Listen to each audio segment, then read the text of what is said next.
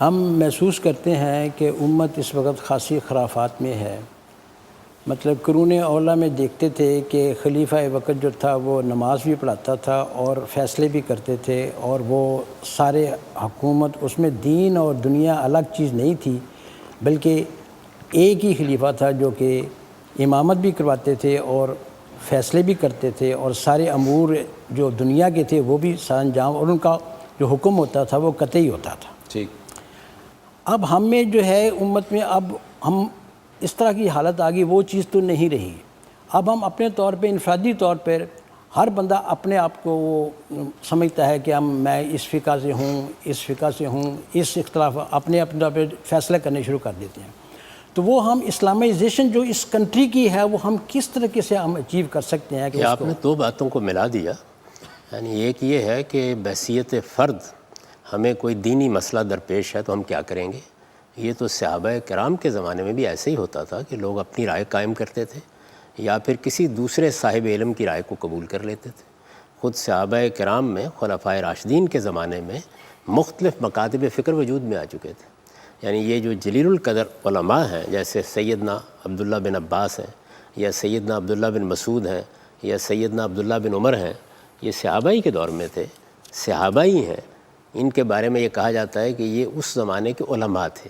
تو آپ یہ دیکھیے کہ خود ان علماء کے مابین بہت سی چیزوں میں اختلاف ہو جاتا تھا، اس لیے عام آدمی تو وہی طریقہ اختیار کرتا تھا جو اب بھی عام آدمی کو اختیار کرنا چاہیے کہ وہ اپنے طور پر اللہ کی کتاب کا مطالعہ کرے، جہاں اس کو کوئی مشکل پیش آ جائے وہاں کسی صاحب علم سے استفادہ کرے، اس کی رہنمائی میں اس کو سمجھنے کی کوشش کرے۔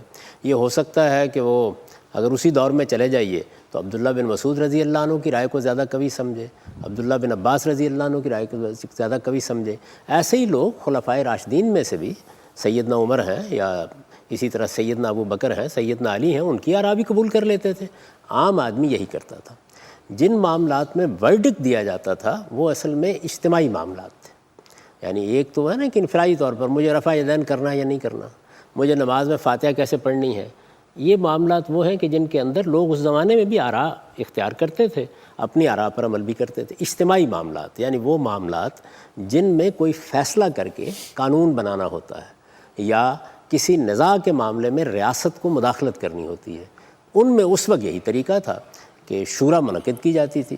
اس کی بہت سی مثالیں ہیں، یعنی کئی موقع ہیں کہ جن میں مہاجرین کی شورا منعقد کی گئی، کئی موقع ہیں کہ جن پر انصار اور مہاجرین دونوں کو بلایا گیا۔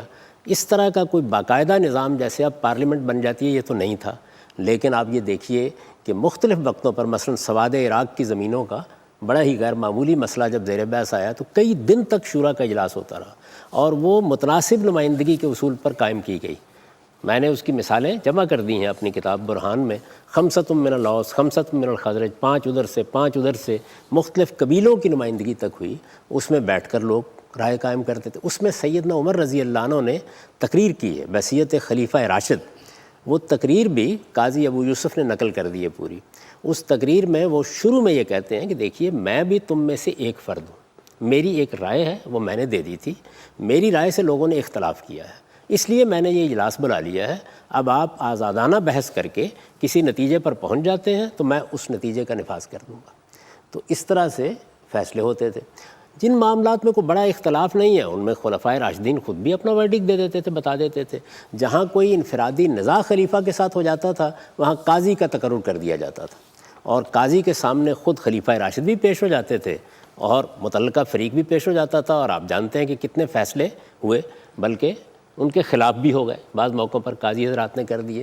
تو یہ ایک قبائلی نوعیت کا نظام تھا جو اس وقت چل رہا تھا۔ اس وجہ سے یہ کہنا ٹھیک نہیں ہے کہ ہر معاملے میں خلفائے راشدین کوئی حکم دے دیتے تھے اور لوگ اس کی پیروی کرتے تھے، وہ صرف اجتماعی معاملات تک محدود رہتے تھے۔ تو آج کے زمانے میں اب بہت سے ادارے بن چکے ہیں، یعنی موجودہ زمانے میں ایک بہت بڑا کنٹریبیوشن ہے مغربی علوم کا کہ انہوں نے اس سارے ریاست کے نظام کو چیک اور بیلنس کے اصول کے اوپر اداروں میں تقسیم کر دیا ہے۔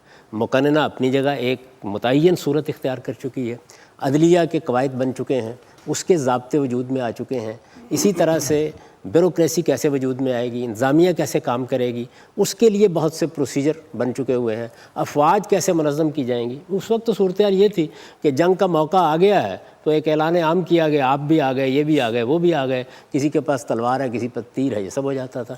تو اب یہ سارے ادارے منظم ہو گئے ہیں جدید ریاست میں، اس لیے ان کو پیچھے لے جانے کی کوئی ضرورت نہیں ہے۔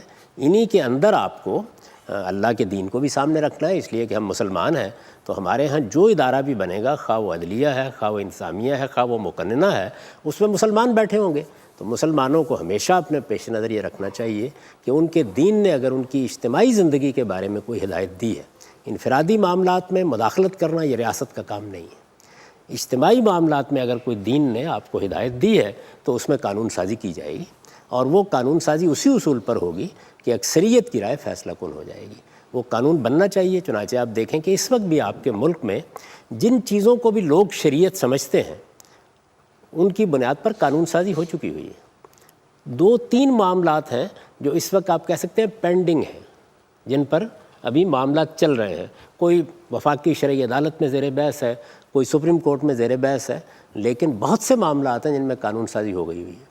اس قانون سازی میں بہت کچھ مجھے بھی اختلافات ہیں، لیکن جس اصول پر ہوئی ہے وہی ٹھیک اصول ہے کہ آپ کسی چیز کو پارلیمنٹ میں زیر بحث لائیں گے، اس پر آپ گفتگو کریں گے، جو اکثریت کی رائے ہے اس اکثریت کی رائے کو قبول کر لیا جائے گا۔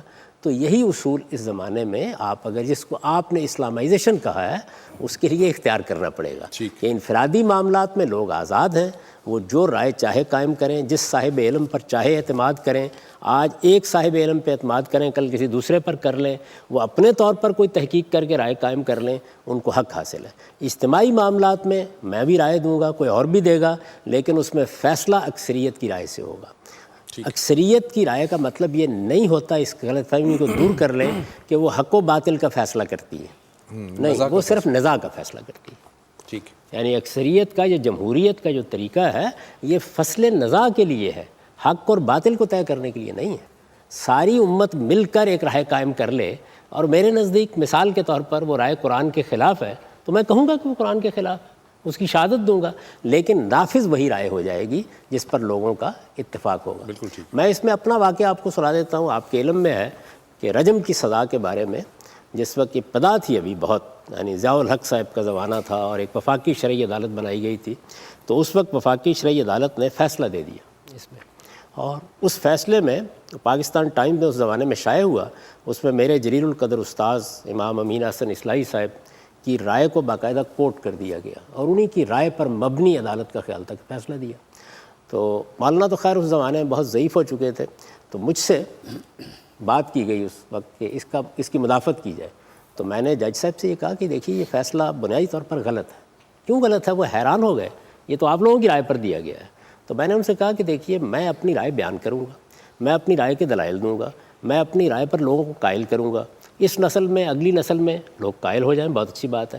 جب تک وہ میری رائے قائل نہیں ہوتے، جو اکثریت کی رائے ہے قانون اسی پر بنے گا، اس لیے کہ جمہوری اصول کے مطابق آپ یہ کام نہیں کر سکتے، یہ آپ کو حق حاصل نہیں ہے۔ تو یہ طریقہ ہے جس طریقے کو شرع صدر کے ساتھ آپ کو اختیار کرنا چاہیے، اور اس وقت بھی اسی کی تبلیغ کرنی چاہیے، یعنی ہماری پارلیمنٹ فعال ہو، اس میں معاملات زیر بحث آئیں۔ جس چیز کے بارے میں بھی آپ سمجھتے ہیں کہ یہاں دین نے کوئی حکم دیا ہے یا ہدایت کی ہے، تو پارلیمنٹ میں بیٹھے ہوئے لوگوں کی بہت بڑی اکثریت مسلمان ہے، یعنی اگر آپ دیکھیں تو 2/3 سے بھی کہیں زیادہ وہ آئین میں ترمیم کرنے کی صلاحیت رکھتے ہیں۔ ان کو اس پہ قائل ہونا چاہیے کہ یہ دین کی بات ہے، یہ اجتماعی مسئلہ ہے، اس مسئلے کے بارے میں دین یہ تقاضا کرتا ہے، اس پہ قانون سازی کرنی چاہیے۔ جب یہ قانون سازی ہو جائے گی ٹھیک ہو جائے گا۔ میں برسوں سے یہ کہہ رہا ہوں کہ جمعے کے ممبر کا تعلق حکمرانوں سے، یہ ایک مسلمہ بات ہے، مانی ہوئی بات ہے۔ یعنی آپ اگر دیکھیے تو ہمارے فقہا بھی اس کے بارے میں کوئی مختلف رائے نہیں رکھتے، امام ابو حنیفہ ہوں، امام شافعی ہوں، پڑھ لیجئے جو کچھ انہوں نے لکھا ہے اس معاملے میں۔ کوئی تصور بھی نہیں تھا کہ کوئی عام آدمی یا کوئی عالم جمعے کے ممبر پر بیٹھے گا۔ تو میں نے اس کو بیان کیا، بارہا بیان کر رہا ہوں۔ کیا ہمارے ہاں کے جو لوگ ہیں اس پر قانون سازی نہیں کر سکتے؟ کریں، کون روکتا ہے اس سے؟ لیکن اگر ان کا شرع صدر نہیں ہے، وہ ابھی اس بات کو نہیں سمجھے ہیں، تو یہ آسمان سے کوئی آگے نہیں ٹھوسے گا۔ تو اس لیے اسلامائزیشن اصل میں اس باطن میں ہونی ہے جو آپ کے پارلیمنٹیرین کا باطن ہے، اور پارلیمنٹیرین کا باطن ظاہر میں کیسے تبدیل ہوتا ہے؟ جو قوم کا باطن ہے۔ ٹھیک ہے، جا کے اپنی قوم کی اصلاح کریں. اگر وہ دین کے بارے میں یکسو ہو جائے گی تو اس کا ظہور آپ کی پارلیمنٹ میں بھی ہونے لگ جائے گا. ٹھیک ہے جی.